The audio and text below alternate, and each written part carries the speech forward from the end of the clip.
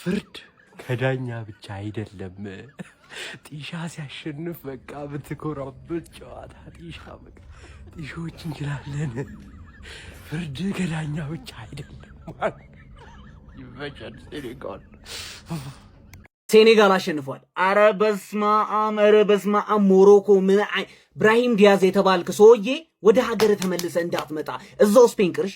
ምን አይነት ሰው ነው? ምንድነው የሰራው? እኔ ደግሞ ለምን እንደሆነ አላቅም። ወደ ሞሮኮ ሆነ አዘጋጅ ስለሆነ ይሆን አላቅም። ብቻ ፔናልቲው እንዴት ነው የሳትከው? እንዴት ነው የሳትከው? ፔናልቲ ቺፕ ትመታለህ?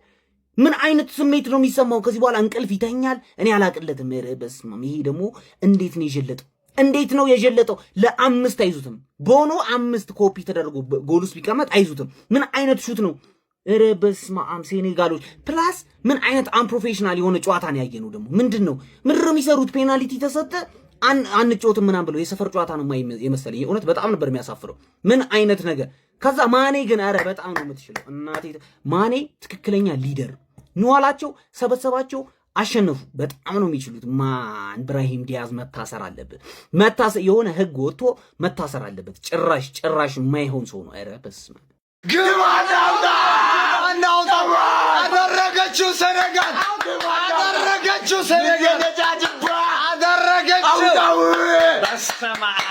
ይሄ ነው ገና የአፍሪካ ዋንጫው ተጀምሮ ማለት ነው። እኔ የሞሮኮ ደጋፊ ነበርኩኝ። ይሄኛው ፋይናሉ 90 ደቂቃ እስኪደርስ ድረስ ማለት ነው። ከዛ በኋላ ግን ይሄ ፔናልቲ ምናምን ጎሉ ተሽሮ ምናምን ድራማው ምናምን ሳይ ማለት ነው ወዲያው የሴኔጋል ደጋፊ ሆንኩ ማለት ነው። በጣም ነው የተመቹኝና ሳዲዮ ማኔ ሁለተኛ የአፍሪካ ዋንጫውን አንስታለች። ይገባታል። በጣም ጸዴ ተጫዋች ነው።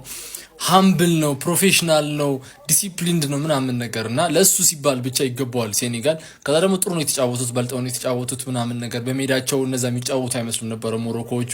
ከዛ ደግሞ ካፍ ማለት ነው በቃ ኦፊሻሎችን ዳኞችን ማለት ነው እንዴት እንዳአሮን ነው እንዴት ልታስተካክል እንደምትችል። አንድ የአፍሪካ ትልቁ ችግር የእግር ኳስ ችግሯ ዳኝነት ነው የሚባለው። እሱም ደግሞ ይሄው ዛሬ በደንብ የተጋለጠበት ነውና ምንም ዳኛው በቃ ማጫወት ያልነበረበት ዳኛ ነው ያጫወተው። ኤኒዌይስ ሴኔጋል እና የማኔ ደጋፊ የነበራችሁ ሁሉ እንኳን ደስ አላችሁ። አፍኮን አልቋል። ጥሩ ጌሞችን አይተናል። ይሄኛው ፋይናል ግን በጣም ኢንተረስቲንግ ነበር።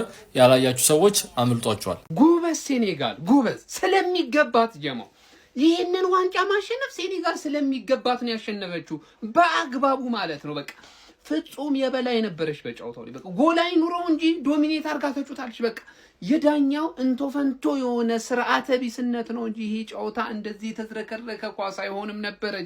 የተዝረከረከ ኳስ በፍጹም አይሆንም ነበር። በጣም ማዝ ነው ለብራሂም ዲያዝ ነው። በቃ አሁን ማሳበቢያ ነገር ካጡ ሙሉ ለሙሉ እሱ ላይ ነው የሚዘምቱበት።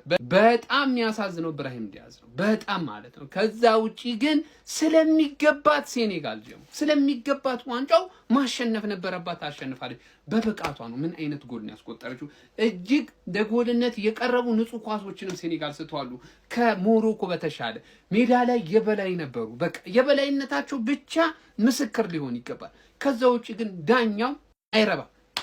ለማንኛውም ኦፊሻሊ ሴኔጋል የ2025ቱን የአፍሪካ ዋንጫ ሻምፒዮን ሆናለች። ኮንግራ ሴኔጋላውያን ማለት ፈልጋለሁ ጀሞ ኮንግራ ስለሚገባት ማለት ነው። ይገባሻል። ሴኔጋል አዘጋጇ ሞሮኮን በማሸነፍ የ2025ቱ የአፍሪካ ዋንጫ ሻምፒዮን መሆን ችላለች። ምን አይነት እብደት ነው የተመለከትነው ጋይስ? እኔ እንደዚህ አይነት እብደት ያለው ጨዋታ ተመልክቼ አላቅም። በተጫዋቾች ውሳኔ፣ በዳኞች ውሳኔ ረገድ ማለት ነው። እንግዲህ በዚህ ጨዋታ ላይ ሴኔጋል የሚገባት ቡድን ትመስለኛለች ዋንጫውን በማሸነፍ ማለት ነው። በጣም ጥሩ ፐርፎርማንስ ነበራት። እንደውም ያሲን ቦኖ ጥሩ ሴቮችን ሲያደርግ ነበረ።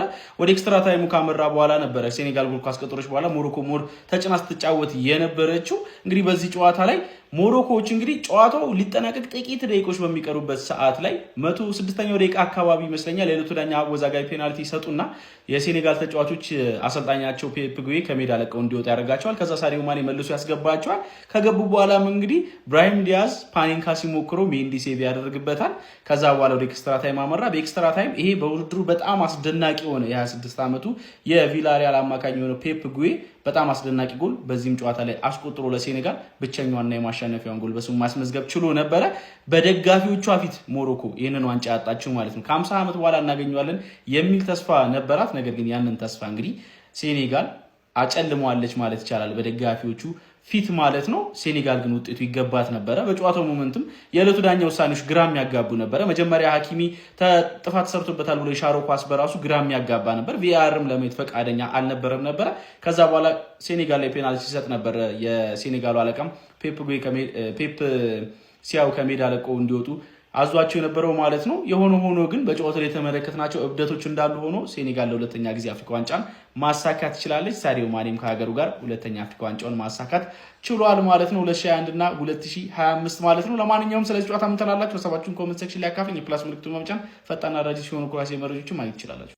ሴኔጋል ከሞን ደብሊው ይላል። እናቴት ማን ይገባል? ክርስቶስ ገብተህ እንደዛ አስወጥተህ ሰጠት በሲሞ በሲምቱ የታባቱ እከካሙላ ነጫጭባ ከሞ ሴኔጋል ይመቻችሁ። ፈጠነም ዘገየም ሀቅ መውጣቱ አይቀርም። ይኸው ኤክስትራ ታይም ገና እንደጀመረ የሚገርም ጎል ነው። በቃ ከሚገርም ጨዋታ ጋር የሚገርም ጎል አስቆጥረው ቅስማቸውን አሏቸው። በቃ እስካሁን የታገስናችሁም ዳኛ ስላገዛችሁ ነው።